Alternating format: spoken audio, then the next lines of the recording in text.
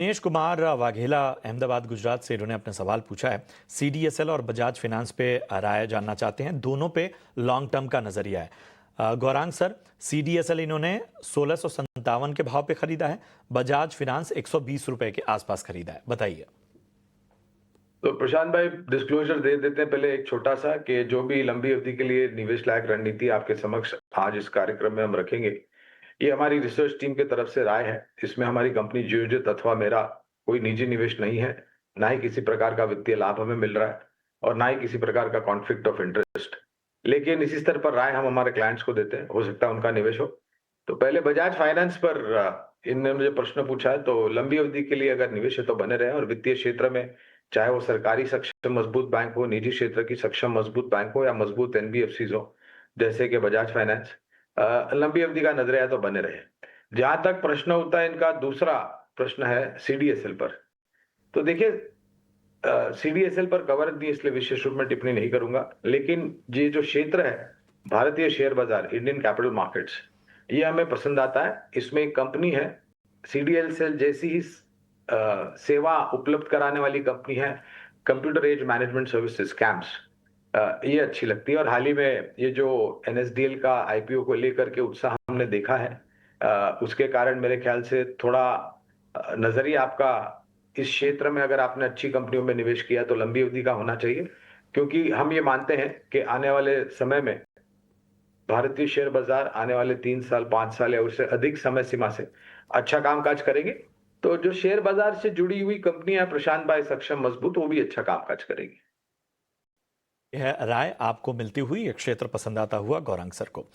निरंजन जी का सवाल लेते हैं मुंबई से। इन्होंने अपना सवाल पूछा है, आईटीडी सीमेंटेशन पर राय जाना चाहते हैं। 532 के भाव पे इन्होंने 300 शेयर लिया हुआ है और यहाँ पर किसी हड़बड़ी में नहीं है, फिलहाल मुनाफे में है। बताएं लक्ष्मीकांत जी, क्या करना चाहिए? जी, हमें अगर हम पिछले कुछ दिनों का ट्रेंड देखें तो हमें सीमेंट क्षेत्र में एक मजबूती देखने को मिली थी। पर अभी भी जो मोस्ट ऑफ द स्टॉक है अपने जो पिछले स्विंग लो हैं उसके ऊपर ट्रेड कर रहे हैं। अगर हम आईटीडी सीमेंट की बात करें तो आज अच्छा खासा उछाल देखने को मिला था, पर जिस तरीके से हमें सेलिंग प्रेशर देखने को मिला मार्केट में, उसका जो इम्पैक्ट है वो आईटीडी सीमेंट पे भी देखने को मिला है। बट अभी भी हमारी नज़र में इस स्टॉक में तेजी बनी रह सकती है जब तक ये स्टॉक अपने प्रीवियस स्विंग लो 760 के ऊपर ट्रेड करता है। और एक बार फिर से ये स्टॉक में 820 830 के ऊपर जब ये स्टॉक ट्रेड करेगा तो देन आफ्टर फिर से मजबूती देखने को मिल सकती है। उस दौरान ये स्टॉक अपने पिछले स्विंग हाई जो कि 920 930 के आसपास दिखाई दे रहे हैं, वहां तक पहुंचने का सामर्थ्य रखते हैं। तो मुझे लगता है कि 760 के स्टॉप लॉस के साथ आईटीडी सीमेंट को होल्ड करना चाहिए, होल्ड रखने की सलाह रहेगी इन्हें। तो होल्ड करने की सलाह आपको आईटीडी सीमेंटेशन में मिलती हुई।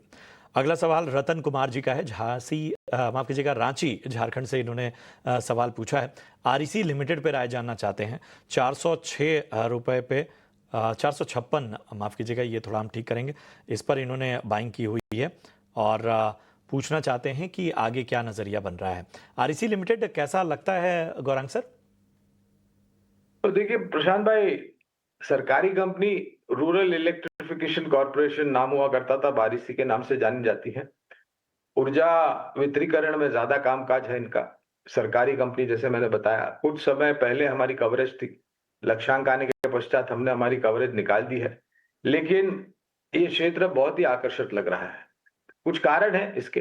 एक तो सरकार के तरफ से नई ऊर्जा उत्पादन क्षमता खड़ी करने की योजना, उसके साथ साथ दूर दराज जो ग्रामीण, मध्यम ग्रामीण भाग है हमारे भारत देश के, उनको उनका विद्युतीकरण करना और बिजली वहां पर 24/7, यानी कि 24 घंटे बिजली, और वो भी व्याजबी दामों पर उपलब्ध कराने की बहुत सारी योजनाएं और काफी काम सरकार ने इस पर किया हुआ भी है।